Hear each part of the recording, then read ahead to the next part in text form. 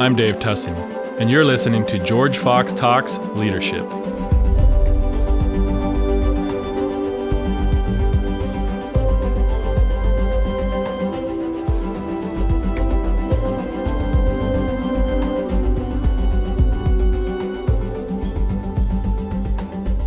Alex, super excited to have you here today. I'm going to tell everybody the real bio about you in a minute, but I'll start with just a simple one. I've known you a little over 10 years. First met you when you started whooping me in the gym, getting me into shape and having a good time. And I learned a lot about you along the way. Your character showed up just in every moment I was with you, really. And I could tell, like, there's something different about this guy. You motivated people. You motivated me. We had fun along the way, and it's been awesome to see what you've been doing all along after that, and you still do. But the more I learned about you, I was like, wow, this guy really making an impact, and what an interesting background. So thank you for joining us today. Man, Dave, thank you so much for having me. And when he says whooping, I want to make sure everybody knows it's not in basketball or anything like that. Is, training. Yeah. So yeah. I used to do a lot of training at Nike.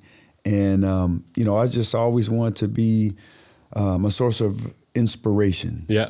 It's one thing to be motivating, but it's another thing to be inspirational. And I think inspiration lasts a little bit longer than motivation. Absolutely. And so, 10 years, that's a long time. It's been a long time, man. I will read this bio because I think it's important for everybody to understand your background, what you've been through, how you've grown, and what you're doing now, because it's impressive. You were drafted first round in the NFL back in 1996, 11th overall. That's notable right there. Played 8 years with a bunch of different teams, Saints, Chargers, and Lions, just battling against some of the best athletes on the earth. And that is definitely how I experienced you, just helping me get stronger and better every day too. You do that to everybody around you. You had some injuries, stinks, some adversity in that way. You had to retire because of that, the game you loved in 2006. But what you're doing now is awesome, leveraging all that background and kind of influencing people to become their best. And so you just recently released a book, Ultimate Playbook for High Achievers. I'm excited to talk about that a little today. Uh-huh. You are a successful podcast host. I'm sure I'll be learning some things from you today. You're a public speaker, development leadership coach. You have the focus on just strengthening individuals, helping them understand themselves, which is a lot of what we're talking about on this podcast, and really you have a leadership blueprint, which is exciting to hear about today, to help people and executives and organizations just learn how to be their best, be leaders, and really be set up for long-term success. So that's all what we're about on this podcast too. Oh, I love it. Yeah. So we can just jump into it unless there's anything you want to add to that. No, that's it. No, you all right, man. You did it all. So, when I was thinking about this, you went pro, and kind of what was your motivation in life? Obviously, you were working hard, like to get to that level. You had to have a certain drive and motivation and leadership approach, but maybe it's changed over the years. But I'd love to hear just like, how'd you get into it? Yeah. Like, what motivated you? It's funny, like, my story is a little bit different than other, I guess, professional athletes, where I didn't get started. I didn't play like organized football until 8th grade. And so most kids, they start in 4th or even 5th grade. Mm-hmm. And I didn't start like that. Like, matter of fact, I didn't even watch football on TV because my dad was he was in the military. He was a drill sergeant. And we lived in Germany, Oklahoma. We lived all over the place. And my dad never watched football. He never watched sports. And so, but I love, being an athlete and being outside and running around and competing and whatnot. And I kind of picked up the game of football just by watching, my friends and whatnot. And it was one day that we were playing, and the kids started to pick out, I guess, their characters or who they were. And it was like, hey, I'm Terry Bradshaw. No, I'm Lynn Swan. I'm Walter Payton. And I was like, who are these people? Yeah. What are you talking about? But I didn't say it. I was embarrassed. Sure. And I was just like, I didn't know. So I ended up, going back, start doing research. And for me, like, we didn't have the internet back in the early 80s, right? So, but we did have a set of encyclopedia. And so I just looked under F for football, and I looked at it, and I got a foundational kind of principles of the game. And I learned the different positions, the different, how they line up, what their jobs were. And I just kind of, really used that as my playbook. And it was at the foundational level. Right. And so I kind of learned that and, start to, play. And I just loved the whole competition of it. And I was just kind of got inspired when I got inspired, to start working out by watching a movie. And that movie was Rocky III. Oh, yeah. It's classic. Come on now. Yeah, I mean, that's totally. Rocky III with Clubber Lang and I know. Sylvester Stallone and playing Rocky. But I love like everything about that. Like you can turn yourself into somebody else, like a better version of it. Yeah. And that kind of got me, diving into like training. And then it just kind of took off from there, But it started from, being inspired. Yeah. And I think, we all can, be inspired. I look to be inspired every day. Yeah. I do look to inspire others. Yeah. But I want to be inspired every day. Right. And it comes from conversations. It comes from, seeing things. Yep. And like overcoming adversity. Yep. So, I mean, I love it. Yeah. I'm sure you had a lot of that overcoming adversity and, clearly you were inspired to get to that level. Again, college ball, playing on the Ducks, but challenged along the way. So kind of like what kept you fired up during that time? Was it the competition piece of it, wanted to win? Was it the team piece of it? And kind of what'd you learn along that way about yourself? I think, there's a couple of different things, the competition part, of course, but I think, for me, it's like I get a chance to hit people and not get in trouble. Yeah. Like, Yep. Yeah, and I get a chance to be able to, just lay into folks, and I was a pretty, I want to say, like laid back, I guess, for the most part. But then, like in my life, I started to kind of see things in our family. Particularly with my mom and my dad. They, my dad, both of them alcoholics, and they were fights. Yep. Not just verbal but physical. Sure. And what I saw with furniture being turned over, the next morning, blood on the carpet or the floor or whatever, it made me feel like very angry. Yeah. And I was young. I was, middle school age, Sure. and I couldn't do anything about that. And I have a twin brother, and it just I couldn't take it out on him. Right. All the stuff that I was feeling. Right. When I found out about football, and I was like, man, I can. This is a good place. It's a good place to to let it all out. Sure. And so that kind of started. I get to hit people. Yeah. Yeah. But then I started, because a lot of time I played with just rage. Sure. But then I started to learn the game and how you have to think. Yep. And it can't just be about, being so physical. You got to be able to think. Absolutely. And, start to learn more and more about the game. And then, went to University of Oregon, got a scholarship. And I was delayed. My football IQ wasn't that high. So I had to kind of turn myself into a learner. Right. And, just like anything else, I look to people who who has had success. Coaches, that's one thing, but to be able to, to watch and lean and listen to others who have had the type of success that I wanted is I became a really good listener. You know what I'm saying? Yep. Like I really became a great listener and really a student of the game. Yep. I was going to say that. And that's been a lot of my experience with you over the years in the gym too. There's more than just what you're doing. It's the thinking, it's the going deep preparation that you put into things that helps set you apart from a lot of other folks. I mean, to get to that level, you've got to put that in. Being an elite athlete, there's the physical dimension, but what we see and hear now, and you were doing too, the mental part of the game is just as important, maybe more so. Absolutely. It's, and I happen to coach high school football. I coach at Westland, and here in Portland. But a lot of it, and I talk to athletes who work with me, is being strong, being fast, being quick. That can take you only so far. Mm-hmm. A lot of it is you have to be able to understand what a team is trying to do. You have to understand their strengths and their weaknesses, as well as your strengths and your weaknesses. Mm-hmm. And then outside of all that, you have to be emotionally intelligent. Right. A lot of times we get in different spaces where we just let our emotions take over, and we get it confused as thinking, where it's not. Right. That's not thinking. That's being an emotional, type of player. And sometimes it causes you to kind of black out. Right. Yeah. And it's like you always want to be in control of your emotions. You want to use them to kind of get things kick-started sometimes, but you have to be under control. You got to be able to think.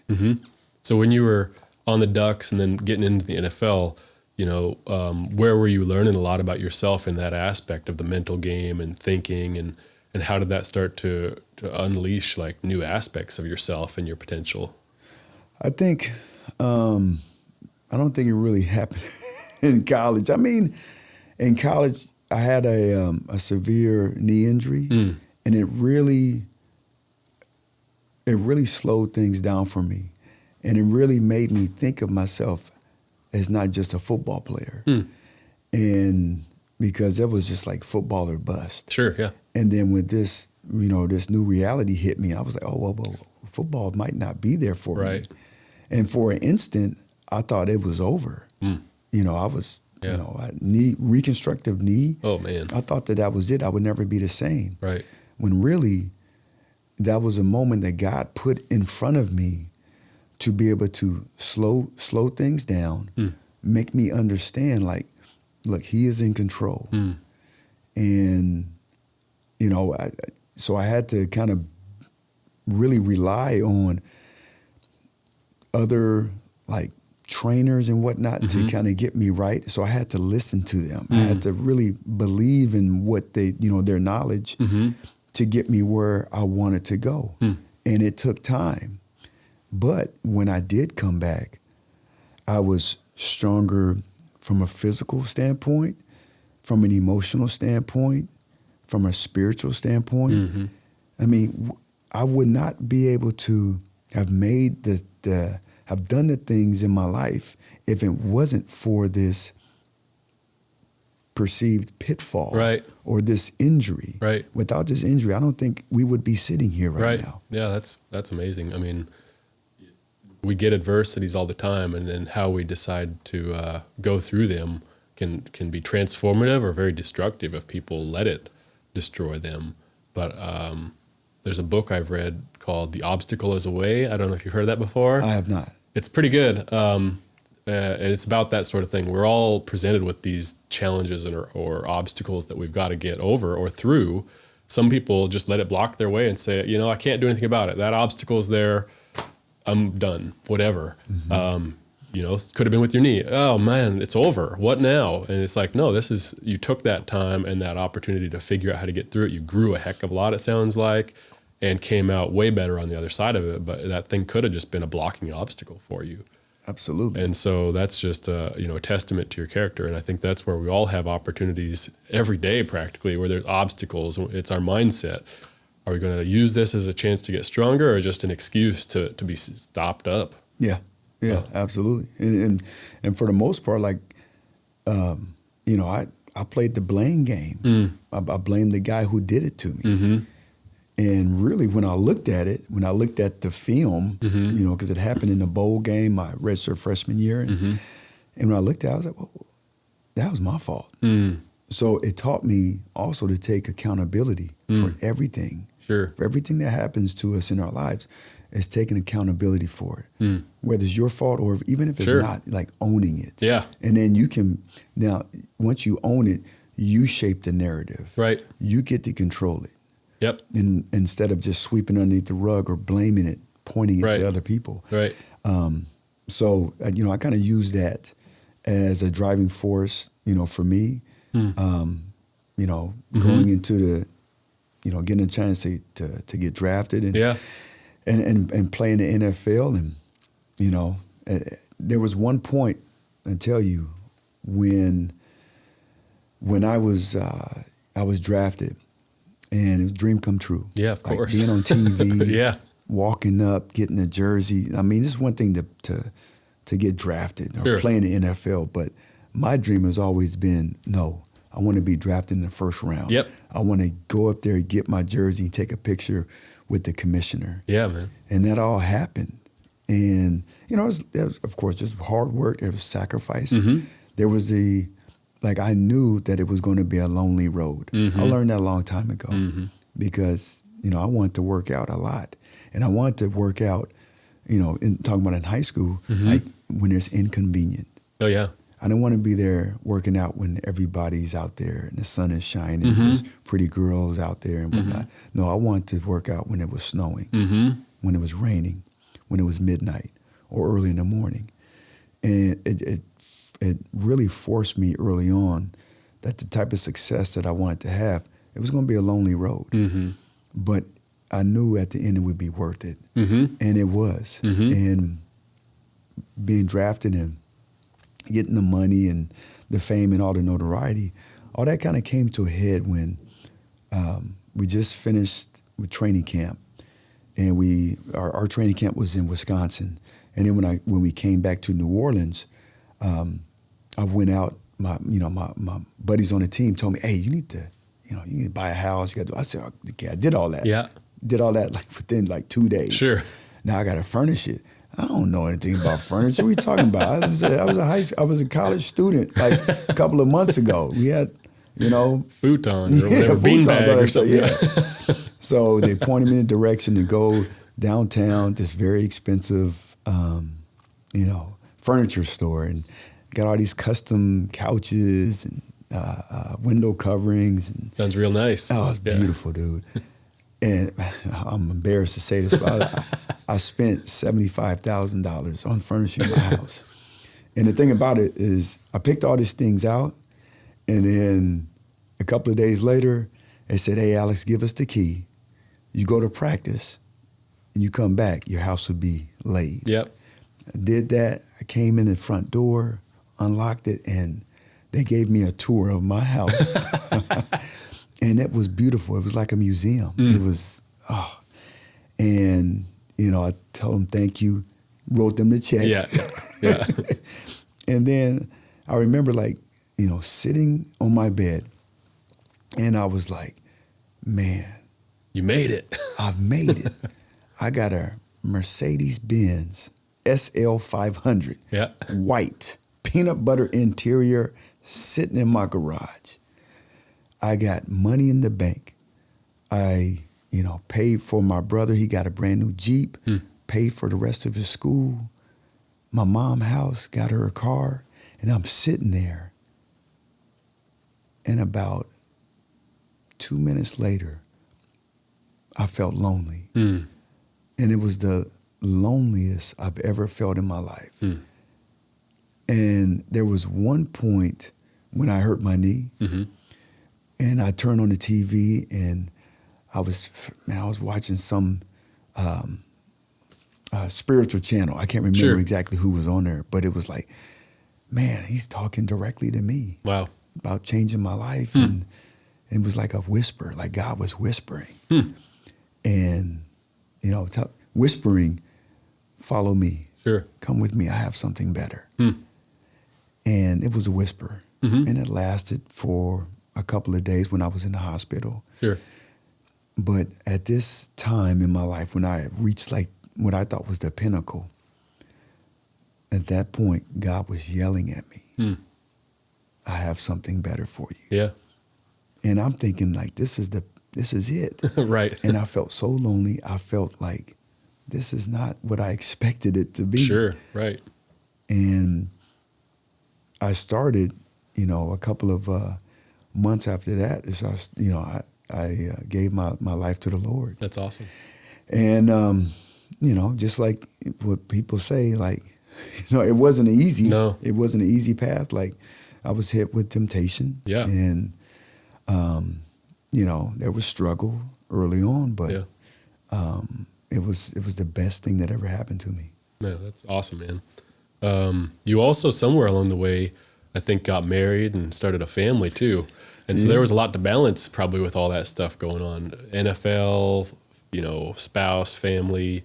How did kind of your faith play into that and help you kind of think through your priorities in life and kind of what your bigger purpose and impact was, in the opportunities each day, but then thinking ahead? Yeah, I think, I still didn't know what my purpose was. Sure. At that point Takes in a long time time sometimes. Oh yeah. At that point in time, my purpose was playing football. Crush it. Yeah, Yeah, totally. Of be course. a beast. Yeah. Be a beast on the field. Yep.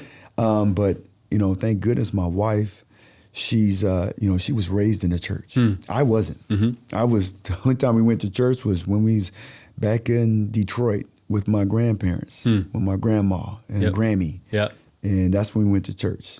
Baptist church with the organ and the music, and I was younger. I didn't. Sure. That was church to me, and there was really no real conversations on what God has in store for me, what the plan was. So but thank goodness, like we would have talks, and she would kind of we made a decision early on. We're going to raise our children in the church, on principles that God had laid out for us. And, I started, so that was the biggest thing, like our relationship, our marriage, and what she kind of, taught me about, my Lord and Savior, Jesus Christ. It just started to kind of build. And there was struggle that came on the field. Yeah, imagine. There was definitely struggle on the field and with the guys in that culture. Of course. Playing professional sports. Yep. How one of the things that really kind of like, I don't know if this is for me, because those same guys that was going to Bible study, like the next day, we were at the strip clubs. Yeah, different. Yeah, and this is before I got married. Yeah. We got married my second year, but my rookie year, I was like, okay, Bible's okay. What's this? Okay, right. And learning, and man, it started to change my life. But then I'm at the strip club, with damn near half the team. You know? And it's just kind of like, wow, that's not. I don't feel right about that. This feels like a big conflict, kind of internally there. Yeah, and I wasn't aligned. And I felt a certain way, and it wasn't good. Yeah. So I started to kind of change the relationships that I had. Sure. And knew that, I was built for something better. And it's really hard, when you're in any culture, and if you've got a faith background like yourself or myself, how do you stay true to your values and beliefs in that culture when you might be one of the only ones there? It can be real hard sometimes, but that can help deepen your character. And I think a lot of what kind of shows up in your book too, and you started to talk about like understanding your beliefs, your values, thinking about your alignment and all that type of stuff. We can be a witness with our lives to people, and we don't have to ram anything down their throat with words or ideas. It's just like, oh man, Alex is different. What's going on with that guy? That's a different type of leadership. And that's what I wanted to be. Like I was never a rah guy. I was a person who, on the football field, man, actions. Absolutely. I was about the actions. Yeah. You can talk a lot. You can talk a lot, but like, can you do it? Yeah. It's like, talking, that's one thing, man. Right. Actions. Yeah. And so I just kind of took that same approach. It's like, my actions can be able to start to, be my testimony. And, for me, I remember going through like a part on the field where football wasn't all that fun because, my fourth year, we had Mike Ditka.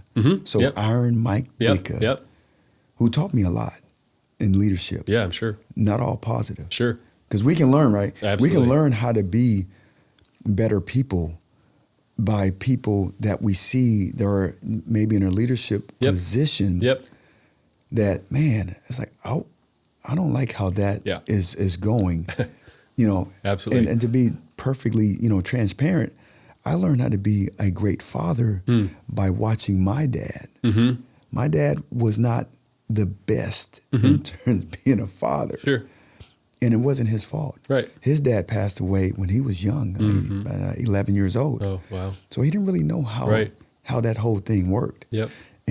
But I learned that he didn't give me all the love and the hugs and the affirmation, son, I love you. Mm-hmm. But I knew he loved me. Right. But I learned how to go about doing that when I became a dad. Mm-hmm. And so, we can learn different ways how to, run our lives by not just the positive influences, but also some of the not so positive influence. Yep. So, but anyway, with Dicka, I was in a doghouse. And, I was at a point where I was not playing this. No, I wasn't playing at all. Even though I was like the highest paid player at my position in secondary, I wasn't playing. And there was a coach who was, he was a Christian, and he knew the struggle I was going on. Sure. He knew that it wasn't fair and whatnot, and he gave me scripture, and he talked about Paul being shipwrecked on the island of Malta. And he said that him being shipwrecked, he was only supposed to be there for 3 months. And he was there for 3 years. Wow. Yeah. It was a desolate place. And he was, he told me about that. And then he gave me a tape, a T.D. Jakes tape on that scripture. And I remember my first time listening to it. And I was driving to work. I had to pull over because it hit my heart. Sure. And I was in tears, like coming down. I couldn't drive anymore. I had to pull over because I was going through that. That was it. Yeah. That was it. It's like, I'm only supposed to be here. This isn't fair. This isn't. But that strengthened my faith so much, Dave, that I continually share that story 20 years later. Yeah, amazing. And it's something that has really strengthened my faith going through that during that time. Yeah. And, we all have it in us. Yep. We all have that, it was a relationship that I had with that coach, that he saw the struggle that was going on. And I saw how he lived his life and how he would share scripture with me. And he wasn't banging it on me. He wasn't yelling, repent, like you see when you go to any type of sporting event. It was how he lived his life. And he shared that moment with me, and he shared that time with me, and it helped me out tremendously. And come to find out, like at the end of that season, so many of my teammates, because I approached that a different way. Right. I approached it like the whole Ben Simmons. Yeah. Like I'm going to go against this. I'm not going to pouting and go. And I started to do that. But then once that hit me with that coach, and he gave me scripture and told me how, man, I stopped playing for Mike Ditka and I started playing for my Lord and Savior, Jesus Christ. Oh man. That's so awesome. every practice, because I wasn't playing in the games, Sure. but every practice, that was my sacrifice. Like I was playing for Jesus. I was practicing. And so every time I stepped on the field, I went 100%. And that, I didn't know this at the time, but later on that year, guys was inspired by the way I approached the practices. Sure. Yeah. Makes total sense. So how we live our life, we might not know it, but there's always somebody watching. Absolutely. It's funny little quote. It triggered my mind. Is like a Steve Prefontaine quote about like, give your best so you don't sacrifice the gift you've been given. And you have a big gift, talent, your life, your faith, but give your best to use it to glorify God, to make a difference in the world around you. Those are all things that I think demonstrate just personal leadership. And a lot of what you're kind of talking about is just really figuring yourself out, so then you can, it's in your book, get yourself aligned, like start living it, start making some adjustments so it happens. And then that's the foundation of leadership that then you can, share with others and start making an influence and an impact in the world. It's hard to do a whole lot of that if your inside is like just totally all over the place. Absolutely. And so just through these trials and challenges, you could have gone one way and said, forget it, or I'm going to be upset, and not really got your inside house in order. And the influence and impact you're making on so many people now, and I'm sure when you were playing the game, that exact example you just gave, that started to be like, wow, what's up with Alex? He's really making something different go on here. Yeah. And so maybe, you could talk some more about NFL, but I think we're at a point that's like, let's hear about your book, man, because a lot of these things are just coming to a head, and your simple, assignment, alignment, adjustment concepts in your book, aligning your words, action, and values to your foundation. Like, tell me more. Yeah, absolutely. Well, it starts with this interaction I had with like the best coach I've ever had in my life. Mm-hmm. And his name is Willie Shaw. He was with the Saints my second year, and he has the accolades. He's been a coach in the NFL for more than 20 years. He's had plenty of success. He's helped players at my position make it to the Pro Bowl. And so you make it to the Pro Bowl, right, you get bigger contracts, right? Yeah, so I'm like, my first time meeting him, I was like, man, Willie Shaw. But I only had him for 1 year. But the impact that he had on me is the principles. He took football in the game that I love, and he broke it down. He simplified it.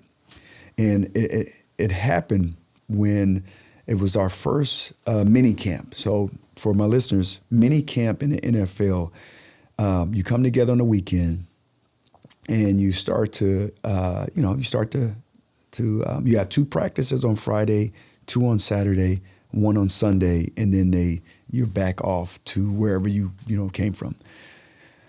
And so our first mini camp was in April, and he didn't say a whole bunch. He didn't say a whole bunch. He just watched us practice. He gave us, introduced himself, and he kind of watched us practice. And after practice, he said, hey, 25.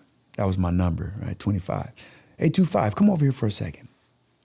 And, I was walking off the field, and, Willie called me. Oh, yeah. I ran over there to him. Yeah, coach. He said, 25, you want to play a long time in this league? And for me, it's like to play a long time, because the average career is 3.5 years. So to play a long time, that means you have to have success. Yeah. So I was like, yeah, I want to play a long time. It's simple, right? No brainer. He said, okay, you gotta master these three things. And, if I would have had a pad and pencil, if I would have had like any type of to take notes, I would have had it right there. He said, you need to understand these 3 things: assignment, alignment, and adjustment. And I was like, what? That's it? What are you talking about? That's the secret? I was expecting like just the 3 things, like something complicated. No, it's just assignment, alignment, and adjustment. And I was confused. And he said, your assignment, you didn't know your job all the way through. You didn't know your job. There was some place you did, but there's other times you didn't. I was like, oh. And then he said, if you want to be really good, you got to know the jobs, the assignments of everybody else who can affect you. Everybody on the defense, from the defensive linemen to the linebackers to the safeties. I play corner. Yep. All of them, how they do their job can affect you and how you do your job. Yeah. You need to know their responsibilities. Okay, check. Your alignment. Half the time, you were also misaligned. Sometimes you were 8 yards off when you're supposed to be 9. Sometimes you were 2 yards off when you're supposed to be 5. Sometimes you were inside when you're supposed to be outside. You have to be aligned correctly all the time, no matter how you feel. Because a lot of time I felt confident. Sure. He said, no matter how you feel, you need to be aligned. Sure. Okay, check.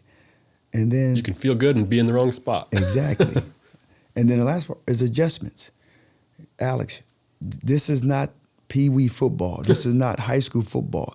Every snap, there's going to be some type of motion, some type of audible, some type of check. Mm-hmm. You need to be ready before these things happen. Mm-hmm. You need to have the what if Mm-hmm. in your brain. Yep. What if this guy goes in motion? What if they check? So he said those three things, and I was like, okay. So that just kind of, for me, it gave me three simple concepts that I can start to apply to my game. Mm-hmm.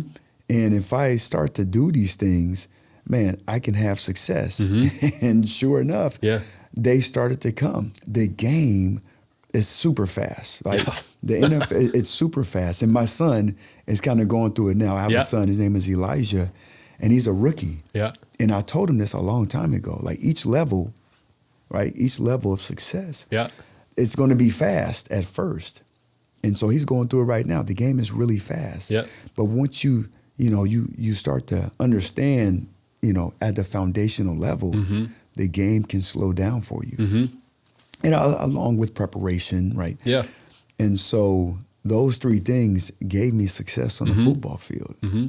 And I just, figured that, man, that gave me, when I stepped away from the game, and those three things really helped me prolong my career. Mm-hmm. And, when I was stuck, when I finished playing and, playing that game for as long as I did, I played 8 years. And when I finished, I stepped away. I wanted to keep playing, of course, Sure, yeah. but injuries and whatnot, Yeah. it wasn't in the cards. Yep.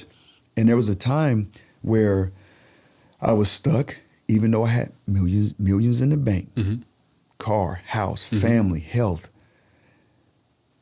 I was still like, man, I don't know what's next. Mm-hmm. And I started to, kind of like, man, started to go down this path of not feeling all that great, depression. Mm-hmm. You're doing something at 12 years old, 13, and now I'm 32, 33, and now it's no longer there for me. Right. And so kind of went down this path of depression and ended up getting, a neighbor of mine in San Diego, reached out to me. She was the CEO of this nonprofit, and she asked me if I can, come and, do a little work, just, part-time. And I was like, yeah, anything, do something. Yeah. And so I thought, okay, this is pretty cool. And we ended up moving up to Portland about 9 months later. Moved up here, and then once again, I was like, man, I'm stuck. I don't know what I'm going to do. I don't know what brings me joy. Right. And I ended up going on a job interview. I had this interview, I went online and found this position at a nonprofit. The nonprofit seemed pretty cool. And got a job interview and, went there. And basically, it was at this point where, my life changed. Had this job interview and, went there and, the lady who was interviewing me, her name is Mrs. Tulane, started asking me questions about the nonprofit. And I did a little bit of research, and she started asking me a little bit deeper questions about the nonprofit, like, what their purpose is, who do they serve? I knew all those things. Sure. To start, diving a little bit deeper. And I was like, man, I don't know. I didn't dive deep enough. And she started asking me questions about myself. Surface level at first, and then it dove deeper. Alex, what is your game plan? What is your purpose? What is your passion? And I felt like a fourth grader. Like my daughter, she's in fourth grade. She said, I don't know. I don't know. And, it was a time in the interview, about 15, 20 minutes, where she said, Alex, I'm going to stop you right there. You're not going to get this job. I'm going to tell you that right now, sweetie. You're not going to get this job. But I'm going to give you a little bit of advice. Before you go on any more job interviews, you need to understand exactly who you are. Wow. And that hit me, Dave. Man, that hit Big me. interview. Yeah. Not what you expected. Not what I expected. And she got up, walked me to the front door and, said, good luck, Alex. And that was humiliating. I've been cut before being in the NFL. Sure. Right? I've been released. Yep. And, it's embarrassing when you go to the general manager and he tells you to hand in your book. We have a flight for you anywhere you need to go. Your services are no longer here. And then 2 security guards walk you down to the locker room, and then they give you a black plastic bag, trash bag, to bag up all your stuff, all your belongings. And then they walk you out of the facilities and close the door. And that's humiliating for them to be walking through that, going through that. And this is, I always laugh when on interviews, this is family, right? On different professional sports teams, this is family. Right. That's not a family. Yeah. I don't kick my kids out of our house if they do something wrong. Right. Totally. Right. So that moment in time, I would much rather me getting cut than to ever have to go through a point where somebody says, you don't know who you are. No doubt. Yeah. And I went to my car, that SL 500, the white one with the rims and the peanut butter interior. Went in there and cried my eyes out. Yeah. Like deep. Yeah. Like banging my hands on the steering wheel. Totally. And that changed my life. Game-changing moment. Yeah. I mean, yeah. So obviously you went a really good direction from there, but that was a pretty deep spot. Deep spot, man. For a while. Who kind of came along beside you and helped you with that? Like, what did you do to, obviously you had a lot of good background in different things to get through that, but like, that's tough. How did you, who gave you some support during that time? Yeah, well, my family, my wife, helping me kind of go through that and start asking myself questions and what I wanted to do with my life, what drove me, what gave me passion. So I really had to dive down deep, and I was stuck. But then I really it took me time to realize, man, hold on, let me just what gave me success on a platform that I loved and enjoyed. Okay, football. Yeah. What gave me success in what? Oh, assignment, alignment, adjustment. Yeah.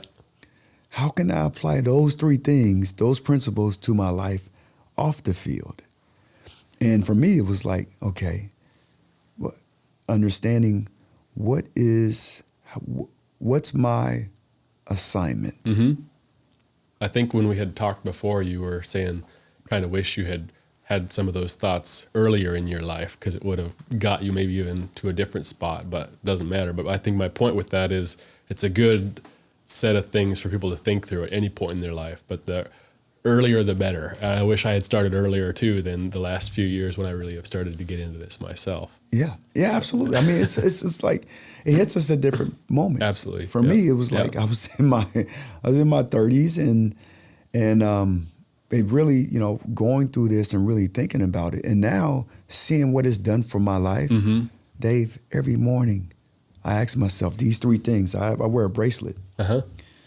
Assignment, alignment, and adjustment. Nice. And for me, it was like, okay, what's my alignment? I kind of like interchange it. It can, it's not, always alignment, assignment, adjustment. But for me, what's my alignment? What do I align myself with? And I had to really ask myself questions. Right. And for me, it was like, okay, my alignment. If I look at it, being honest, what's my alignment? Is it my faith? Is it my family? Is it my career? My health? What do I align what's my foundation? Yep. And at the point in time, it was my career, it was my family, then it was my faith. And when I started to look at it, I said, man, that's not what the Bible says. The Bible says it should be my faith. And my faith tells you that you put your family first.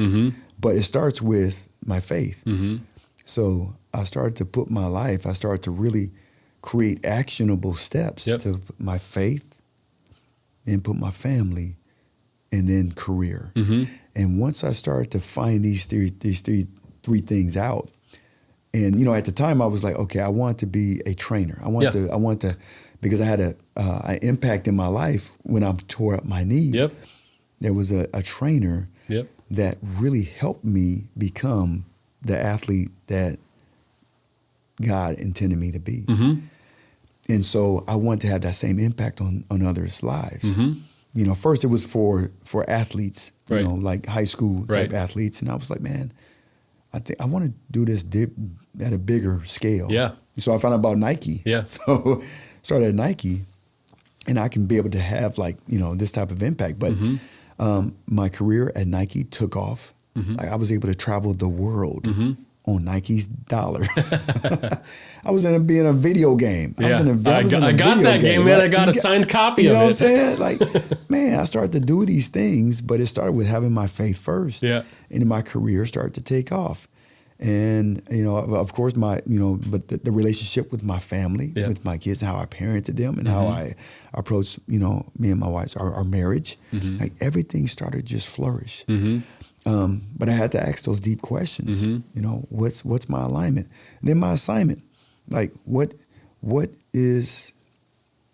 do I want to do? What type of impact do I want to have? And I asked those questions. I wanted to, like I said, I wanted to be a trainer, and I want to have this type of impact. And I was having a great impact on making people better people. Better athletes, more fit and whatnot.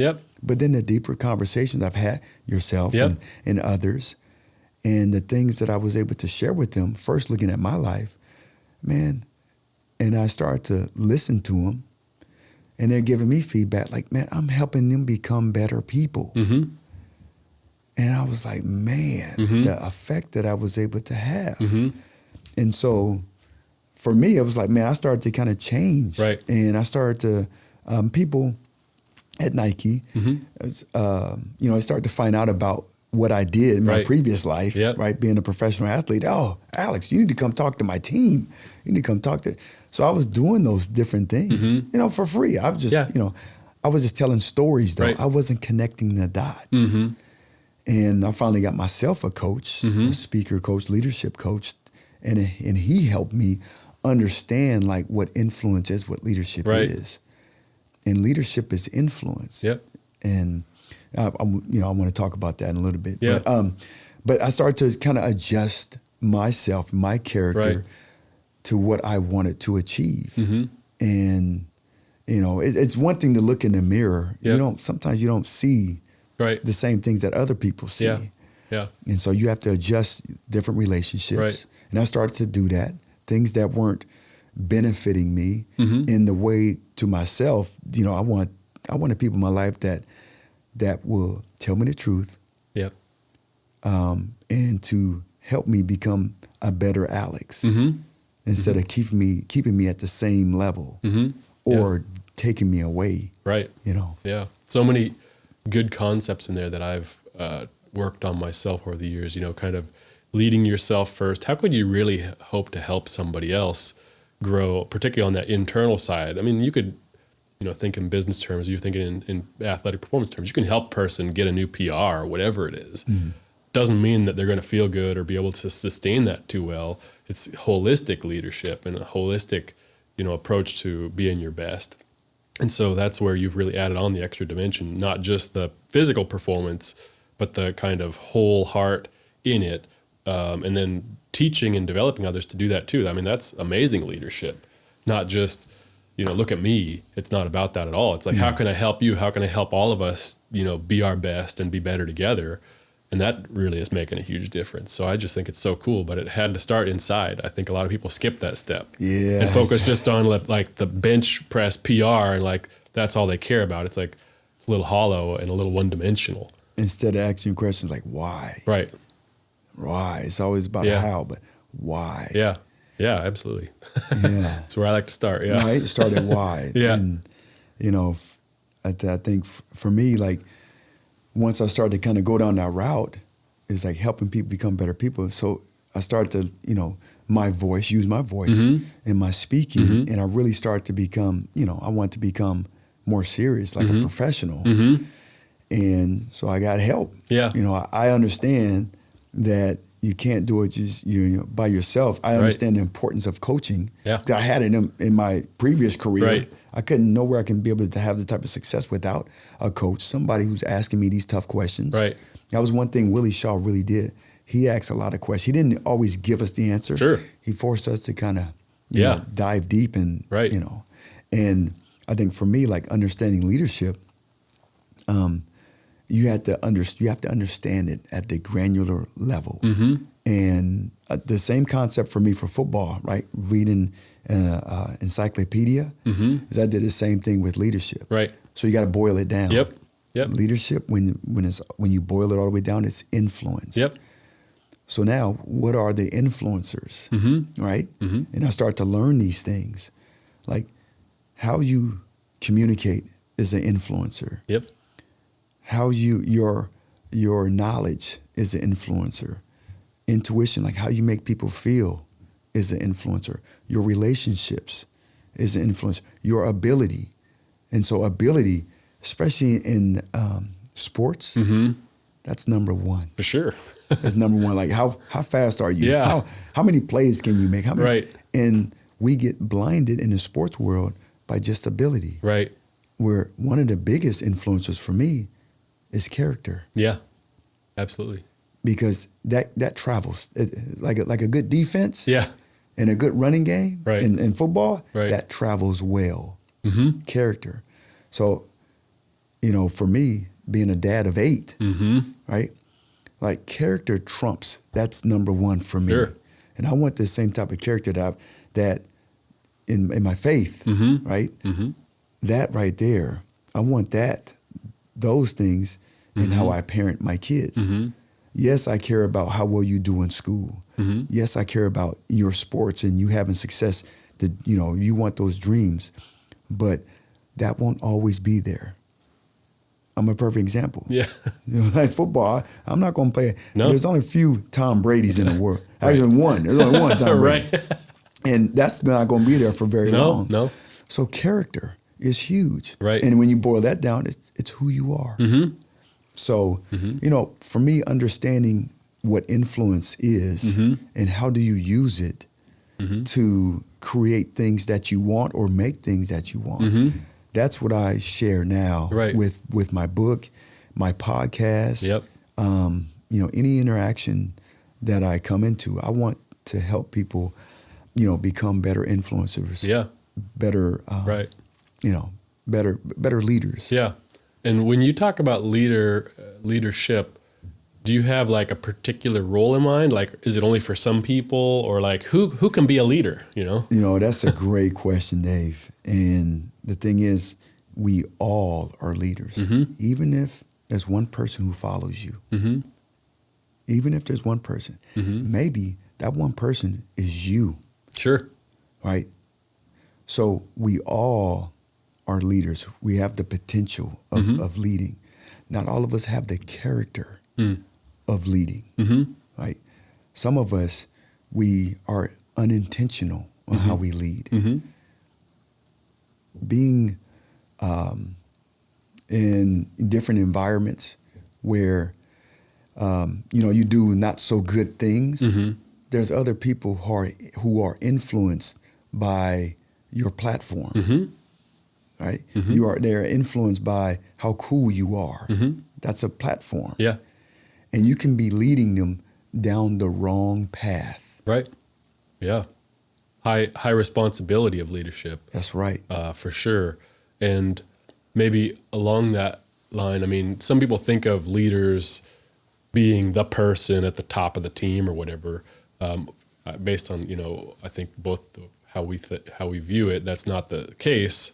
That is a type of leadership in a particular role. But I think, people should really it's back to the why. Like, what do you want to accomplish? Like, why are you here? What sort of impact do you want to have on the world?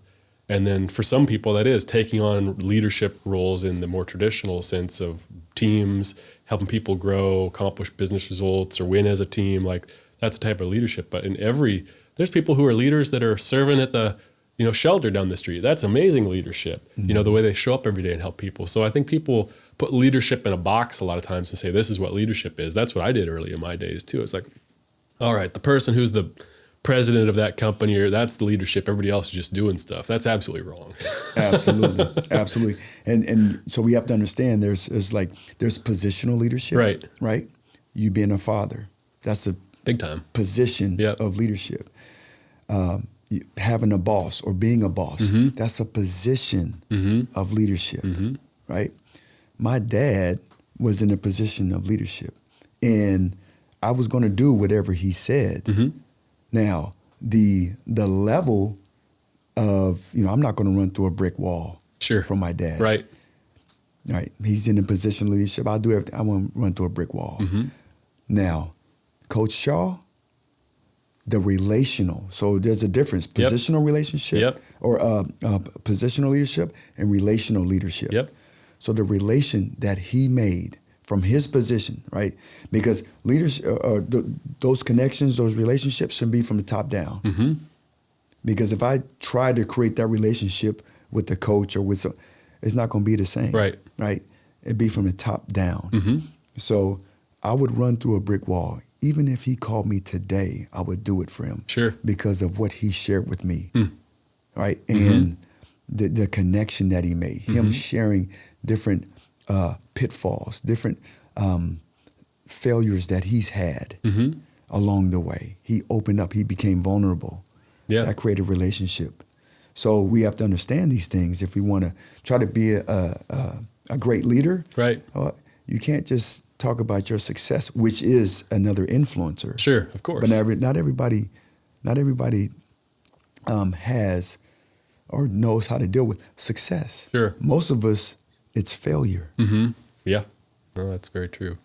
We've talked about a lot of good concepts. I think sometimes it's hard for people to know kind of like, what do I do with this? Where do I start? I think the thing a lot of things, but one thing I like about the book is just simple concepts like, what is my assignment? Do I even know? Like, that's a place to start.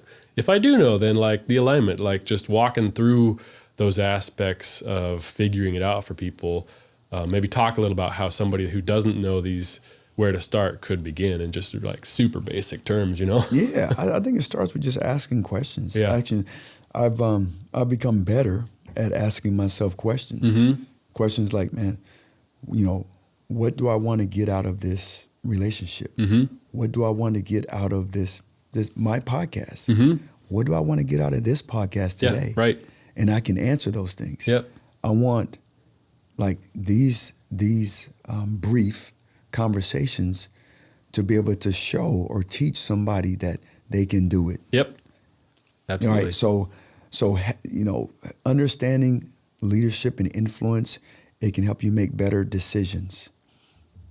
That's huge for me. Mm-hmm. It can kind of help guide you and like, man, what do I want to get out of this time that I have here on earth? Mm-hmm. What do I want to get out of it?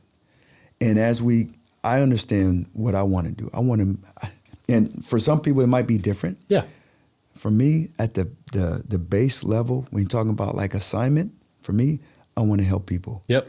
I want to help people become better people. Yep. And, I know with leadership and what I know is I can help people become also worse. Sure. Because I understand it, right? It's both levels. Yep. But so, I share my what I know. I look at people's character first. Yeah. Yeah. Well, I think Tell me if this sounds right, but I imagine it gives a lot of peace.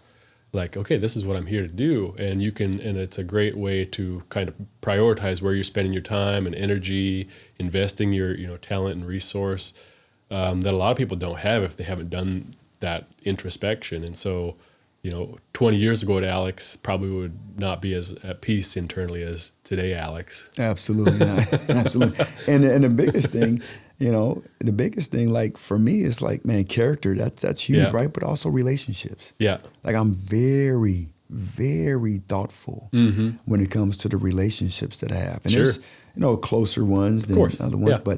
but I'm very intentional Yeah. with the relationships that I keep Yeah, and the relationships that I create and ones that I gotta break.